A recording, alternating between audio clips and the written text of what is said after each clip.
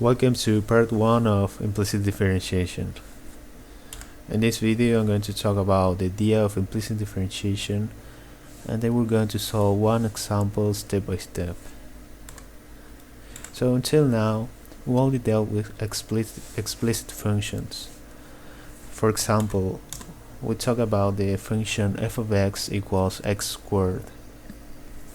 Here I say this function is explicit because given x, you can calculate f of x directly.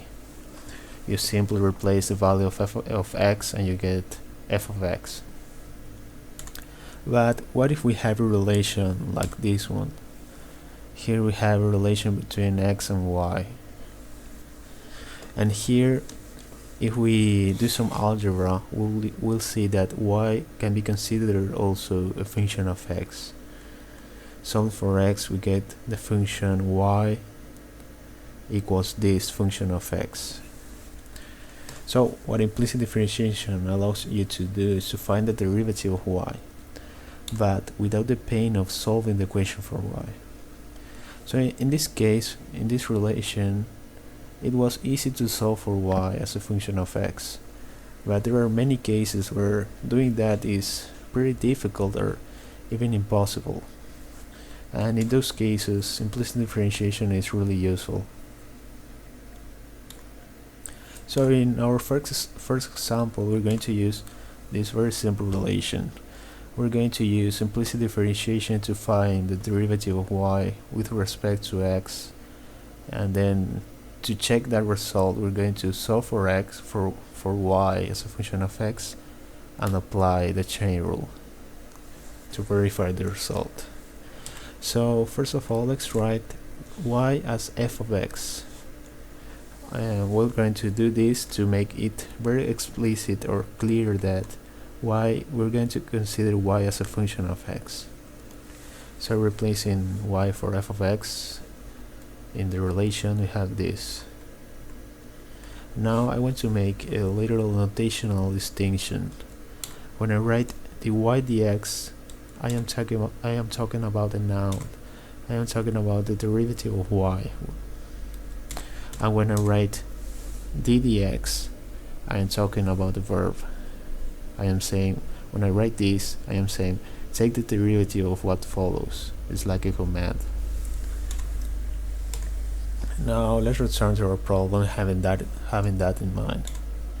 We have this relation, and we can consider this like an equation between two functions, an equality between two functions. So if the two functions are equal, their derivatives must be equal also. So we're going to take the derivative to both sides of the equation, and notice that here what I say is take the derivative of what is between the brackets, and the same here. So on the left side we can separate the derivative like this, and here we have the derivative of x squared, that is 2x, and here we have the derivative of a constant, that is 0. So we get this relation. Now what do we do with this term here? It looks complicated, doesn't it? How do we solve this? The answer to this is the chain rule. Why the chain rule? The chain rule is really the secret of implicit differentiation. Many students get confused with implicit differentiation because they don't know why they should use the chain rule.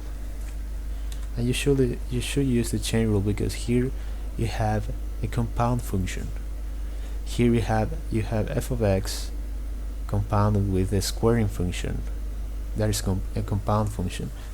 So you should use the chain rule. And doing that, remember the chain rule says you should take the derivative of the outer function. In this case it is a squaring function. So the derivative of the squaring function is 2 times what is inside, f of x, times the derivative of the inner function, that is f of x, that is f prime of x. So replacing that in our equation, we get this, And now we want to solve for f prime of x, so we subtract 2x to both sides, and then we divide everything by 2, and then we can solve for f prime. But remember that we use the notation f of x equals y, so replacing y back, we get the derivative of y equals this expression. And notice that here we have y in the derivative of y. This happens very usually with implicit differentiation. You get the derivative of a function as a function of the function itself. So now we're going to try to verify that result, applying what we know, applying the chain rule. Here we solve for y as a function of x, so here we can apply the chain rule to find the derivative. And if you apply the chain rule here, we will get this expression, just applying the chain rule. And you can cancel out the 2's, and notice that here is the expression of y. So you'll get back y prime as minus x over y. So this shows that implicit differentiation works. So that's all for now. Thank you for watching, and see you next time.